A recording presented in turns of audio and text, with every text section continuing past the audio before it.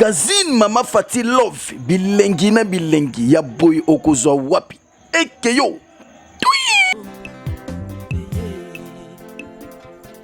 ya libiso masoloma politike ya mboka Kongo utanga na botama na senamo namona magazine ya boyete Mama Fati Love mama mambo masolo ya bako Gazine Mama Fati Love bilengi na bilengi ya boy okozwa wapi ekeyo bakanisaki bango balaki bayanke nzoka nde bayaki na bango bayuma biso nde bayanke yanka yaka nde na vérité yanka yaka na moyibi te. Voilà comment moi j'ai défini Fati nde yanke. Fati yanke. Bonjour très chers compatriotes et bienvenue dans notre émission Masolo Yaba Congolais. Très chers Congolaises et Congolais, je vous salue au nom de notre équipe de la télévision Yuyu Yombo TV, en compagnie de notre partenaire Dr Bella. Bonjour docteur. Bonjour. Docteur, ça fait longtemps, hein, il y a des... tradition mosusu bakobenga balobi ete bozomona na te ndenge nini docteur no agangelaka bato wana omonani te oyokani te cela est dû à quoi? Bon, non, nous sommes là, bon, peut-être que tu es busy, hein? Un peu occupé, mais ça va. Ça fait... Oui, na oui, les lots peut-être na ganga plus parce que na moni que batetu bazana no, batetu bazana no, to ganga les lots, on va boyer. OK. On va boyer. Vous voulez ça, je vais boyer. Un bino pe bo gagner la gagne en revanche, c'est les années qu'on les a match. OK. Sans plus tarder, nous allons passer à notre première question. Comme on met ça non, tout le monde a un beau canabiso, tous les jours, il y a toujours tout la mouki, il y a des choses qui arrivent au dialogue, les gars, on sait au beau tama, et tout comme si que le dialogue ici, les lobbies ont tout ça, zone le dialogue, tout le monde y basang, basé là qui dialogue, tout le monde bon, je ne peux pas parler des opposants parce que au Congo, il n'y a pas des opposants jusque-là. Donc, opposition de l'arabe, tu as eu des PES, le lot du DPS c'est comment le pouvoir, donc il n'y a pas d'opposition. Mais il y a quelques bateaux tels que Fayoulou,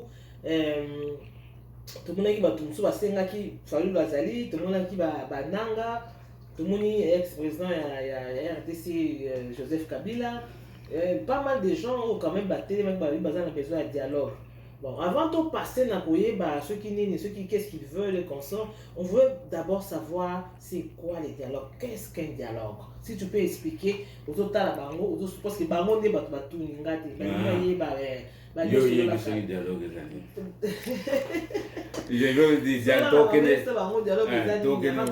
dialogue dialogue définition très facile. Le dialogue c'est beaucoup tani bosololi point na nini na dialogue. Parce qu'il y a un problème. Et s'il y a un problème, ok, vous identifiez le problème, bah partir va écouter un dialogue, bateau va écouter un ango, vous le non problème est ça, ou bien tout le monde ou bien groupe le problème, problème, ok, problème, ok. So ça problème, ils ont identifié c'est quoi, vous identifiez en gros, vous spécifiez en gros, et puis vous vendez. Botier ba question sur la table, ba cause nango, ba enjeu nango, et puis ba solution, boye la solution nango, et puis vous mettre en pratique ba solution bokozwa na dialogue. Dialogue yokozala na famille, dialogue yokozala en dehors de la famille, entre les amis. Ici nous sommes dans un contexte politique, où dialogue yokozala causé par dialogue, les gens n'ont pas synonyme, mais cause de la conférence, na français, je ne suis pas en littérature. Il y a la conférence, il y a la colloque, il y a la sommet, concertation, table ronde. Mais, non, c'est dans l'inga, il y a kitoko, tout le monde dit solo. Ok, voilà. Merci docteur Nayokio. Dialogue et Nicolas Badisolo, dialogue et conférence, colloque, sommet, tout ce que le docteur a cité. Sommet, c'est plus dans le domaine scientifique. Table ronde, tout ça sont des dialogues. Mais, dans le dialogue, oyo lelo 5 to bande comme ça, dialogue, est-ce que ça dialogue est bosso et un bon cannabis? Tout les ans, dialogue sur les caca. Merci beaucoup. Merci beaucoup. Très important. Tout ça, le dialogue est belé. plus de 60. Ouais. Ok. Na Congo, na Congo. Et ba dialogue wana nyonso tu wana soko tali et bouté sana eloko moko bien te. Alors donc question, on a très simplifié. Question, pourquoi nous allons à des dialogues qui n'aboutissent à rien? Pourquoi nous allons à des dialogues qui donnent naissance à des souris, même à des cadavres, je veux dire? Ça ne sert à rien. On a eu plus de 30 dialogues ou 60 depuis l'indépendance. Non, les secondes, on a poussé comme ça, yo, ma question, la question. Oui, au lobby, il y a eu plus de 30 dialogues. On peut s'appeler exemple, il y a 1 ou 2 dialogues qui ont été créés au Congo parce que un dialogue, il y a eu des dialogues qui n'ont jamais abouti à quelque chose de bon. Oui. Oui, mais est-ce que un exemple d'un ou Non, deux dialogues et puis au moins la différence entre les dialogues où il y a l'homme blanc et les dialogues là où il y a l'homme noir. L'homme noir, je m'excuse, je suis fier d'être noir, mais on a beaucoup à faire. Beaucoup. Oui. Tout ça, le cerveau, est-ce que c'est différent dans la gêne ou quoi? Bah, dialogue, tout ça, on peut ça, on a pu exemple. On a vu en 1959, dialogue à Bako. Ils ont à Bako. Ils ont dialogue avec l'écologue général de Léo Porphyre. 1959, mois de janvier. Bah, ça, dialogue, on a suite à quoi? Suite à une marche, il y a un parti politique à Bako.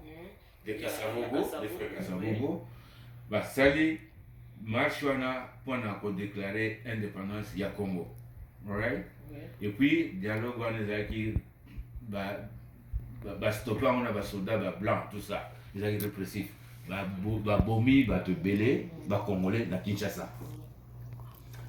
Et tindaki sikoyo comme entraînement bah que ça la table ronde, le local qui en tout cas immédiatement na nini à table ronde pour natozwa l'indépendance. Au moins na eloko ba décider ba moni ba dégâts ba moni ba résultat ba moni la conséquence nango mundele l'homme blanc et l'homme noir congolais ba décider et ba que table ronde ba kei ba lobi to kopesa bino indépendance en 1960. Ba pesi biso indépendance en 1960. Vrai ou faux? Vrai. Exactement.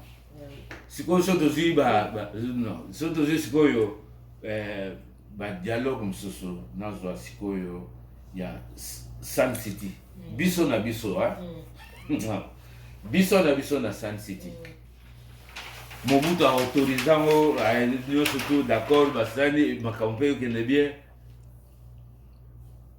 torpiller Mobutu a torpillé ça. Na bato na ye bazali nango et abotisaki na nini na rien. Ok, toke sikoyo na accord ya cessé le feu ya Lusaka oyo ya conférence nationale esali eke soki de mois nini et durant plus d'une année après esimbi te toke na sikoyo accord ya cessé le feu ya Lusaka parce que sikoyo guerre ezali kokota na Congo na toujours deux guerres babengaka la première guerre toujours ya Rwandais, la première guerre mondiale africaine. Accord a cessé le feu et ça na Lusaka sous président Chiluba et Simba et aboutissa na rien. Toke na accord ya Addis Abeba na 2001 et aboutissa te entre biso na biso ba noir je mets ça là et Simba te na pesi ya Sun City na 2002. Moi j'étais encore en Afrique du Sud, j'ai eu quand même l'occasion d'être là-bas na Sun City et aboutissa te rien c'est entre le noir please après ce que il a dit c'est l'accord à Pretoria 1 Pretoria 2 et aboutissa te entre le biso noir. Non mais na peso sikoyo ya blanc accord Mandela na donc l'ANC na déclaré que le National Party c'était le parti national le plus grand de l'Afrique du Sud. C'était encore Angola il y a Angola et capoté. Alors sikoyo na c'est notre différence de l'homme blanc quand il s'engage, quand il promet, ce qu'il fait. En âme et conscience. FW de Klerk, président, il y a Kalakufa, il y a Afrique du Sud. Tant à partir des accords sévir et mokil mouvement baye biamo. Leader de Bango Mandela na prison, na Island, Robert Island. Alors qui n'a pas libéré Mandela na parlement, Bango tout séance tenante. Oui, bah risque de courir. Comment il s'est fait engueuler, tout ça menacé par les blancs, non blancs, qui ne voulaient pas les changements radicaux, toujours. Mais il a dit, je vais le faire sortir. Et ça, c'est un homme blanc, je l'ai dit. Je ne suis pas raciste. Alors, il a dit Mandela, parce que ça a une valeur. Il a changé le pays. Et, à l'année lui-même, élection et salami. Il pas bien que ANC a gagné parce que la majorité de millions par rapport à l'homme blanc minoritaire qui tenait le pouvoir. Mais à salir à Pessia, à sacrifier. Et puis comme résultat, Barros Azwaki, Yena Mandela, prix Nobel, parce que il va changer l'image pour y appartenir dans le monde entier, devant le monde entier. Voilà, non plus de différence, il y a respect à nous. Surtout aujourd'hui, Zikoyo, vérité et réconciliation. Toujours en Afrique du Sud. Hein? C'est entre les noirs et les blancs. Il y a les arabes, noirs, noirs, blancs. Indien peut pas ça qu'on a. Bon, on laisse, on va parler. Commission, il y a vérité et réconciliation. Basala Kiango, point à nini, point à batu, basangana. Baloba makamba, monaki comme souffrance, injustice, tout ça, et puis guérir, plein à bango, penser, plein à bango. Tant que Selango, Ezaki Suki, Desmond Tutu. C'est-à-dire que ceux qui ont fait du mal, l'homme blanc ou l'homme noir qui était acquis au pouvoir en Afrique du Sud, qui était corrompu, passer devant commission lobby mabe basalaki en toute vérité et famille il y a bateau bazaki victime ou bien muto azaki victime azape wana azako yoka et sokoli pota wana et guérir nation bato bakomi nyonso ensemble. Est-ce que nous, au Congo, là, c'est quoi? Il y a des gens là terribles, des sadiques, des gens sinistres. Oui, il y a Kabila. On dit que la vérité, surtout ça là, il y a commission, il y a vérité dans la réconciliation. Il y a bandi makingai na salabo, ngana salabo. Lokola ngwanda na zonge la toujours. Ayalo bangana saraka bona ndimi makamu na saraka ya mabe akufa totika ye asake na merci nzambe. Est-ce bako ni wato sala makamana est-ce Kabila ko ya aloba oyo so akina so ki numbi wana babo maka arma tongolo babo michebeya est-ce bako ya lelo baloba na batu vraiment devant les gens ba caméra vandi baba wina saraka. Voilà la différence. C'est ça la différence. Rwanda basakape commission il y a vérité dans la réconciliation. Chili, Équateur, Philippines, pays belé balana modèle wana. Rwanda salango entre bango noir et Simba ou Esimbate. Esimbate. Na Maroc, pays mususu na éviter Kenya. Oyo lelo basao kamata permettre aux opposants de se réunir. Ce ne sont pas des opposants. Ce ne sont pas des opposants. Ce sont des criminels. Va se réunir pour Kenya. Va se la vérité et réconciliation. Ce monsieur-là, ce qui est Outo, ce qui est comme on est Outo, le président. Qu'est-ce qu'il fait là-bas? Il y a des manifestations là-bas tous les jours. Maman, il a évité, peut-être qu'on se perd de Salamay.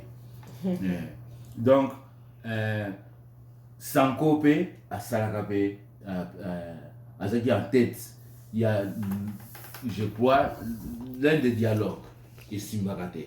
Alors, à la fin, maintenant, je vais terminer par là. Pourquoi nous allons à des dialogues alors? Si vous ne savez pas respecter les textes, si vous ne savez pas être honnête, pourquoi aller au dialogue?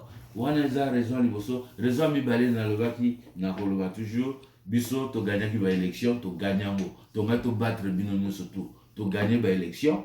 Alors pourquoi tu ça la dialogue? Si vous voulez le dialogue alors attendez après les élections s'il y a un autre problème. C'est tout. Merci beaucoup, docteur. Nous sommes arrivés à la fin de la première partie de notre émission. Nous allons prendre une pause pour nous rafraîchir un peu et nous allons revenir dans 4 minutes. Merci Maman Fati Love, Maman Yuyu Yombo, initiateur des magazines Maman Fati Love. Merci Maman. Son Excellence Président de la République démocratique du Congo, Félix Antoine Tshisekedi Tshilombo.